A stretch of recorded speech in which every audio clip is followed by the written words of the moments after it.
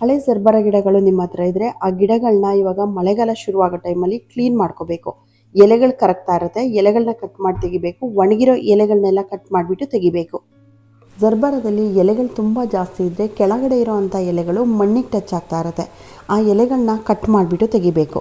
ಮಣ್ಣಿಗೆ ಟಚ್ ಆಗೋವಂಥ ಎಲೆಗಳಿದ್ರೆ ಆ ಎಲೆಗಳಿಂದ ಗಿಡಕ್ಕೆ ತುಂಬ ಬೇಗ ಫಂಗಸ್ ಬರುತ್ತೆ. ಅದು ಒಂದು ಎಲೆಯಿಂದನೇ ಗಿಡನೇ ಹಾಳಾಗ್ಬಿಡ್ಬೋದು.